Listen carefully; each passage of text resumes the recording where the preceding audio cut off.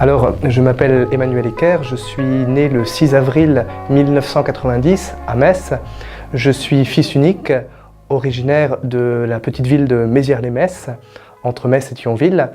Et j'ai été scolarisé à Mézières-les-Metz pendant ma petite enfance.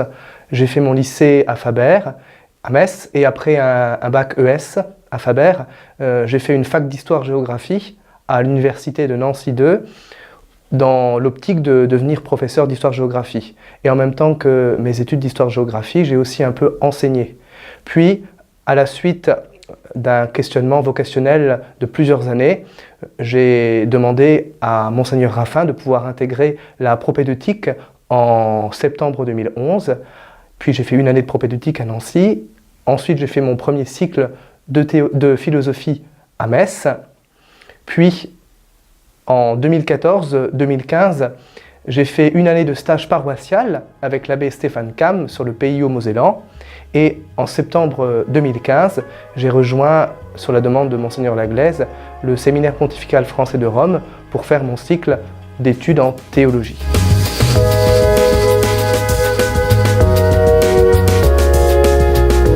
Alors ma vocation, elle est née grâce à deux grands piliers, j'ai envie de dire.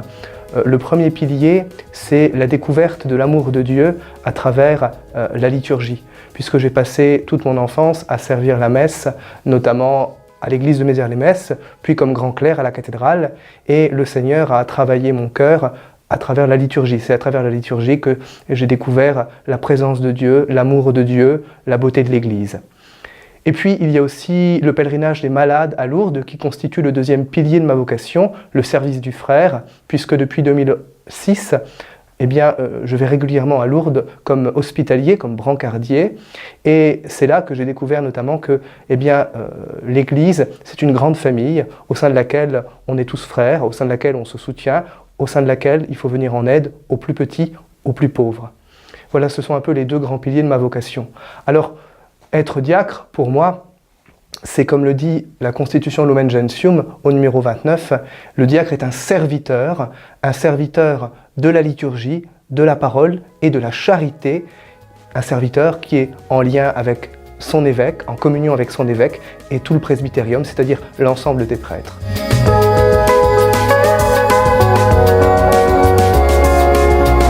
Alors la formation à Rome, elle a trois avantages, si je puis dire. Le premier avantage, c'est la découverte et l'expérience de l'universalité de l'Église. Je suis à l'université grégorienne avec des Américains, des Italiens, des Espagnols, des Latinos, des Chinois, des Africains. Bref, on a comme ça une vision vraiment universelle de l'Église avec les richesses, mais aussi les difficultés, les pauvretés que peut connaître l'Église dans les différents pays, dans les différents continents. Et c'est vrai que comme ça, on sort un peu du cadre franco-français. Parfois, on connaît juste nos richesses, nos problèmes. C'est vrai, le fait qu'être à Rome, c'est avoir une vision peut-être plus large. Deuxième avantage, c'est qu'au séminaire français, on voit beaucoup de membres de l'Église de France passer. Et c'est vrai qu'on pourrait penser que ceux qui sont au séminaire français, ceux qui ne sont pas en métropole, ils sont un peu déconnectés des réalités françaises. Ce n'est pas vraiment le cas dans la mesure où, comme je le disais, au séminaire français, on voit passer des évêques, des prêtres, mais aussi des laïcs de différents diocèses de France. Et on étudie aussi avec des séminaristes de différents diocèses de France. Et ça nous permet d'avoir une bonne connaissance de l'Église de France. Enfin, le troisième avantage, c'est bien évidemment la proximité avec le pape, proximité spirituelle et aussi proximité physique.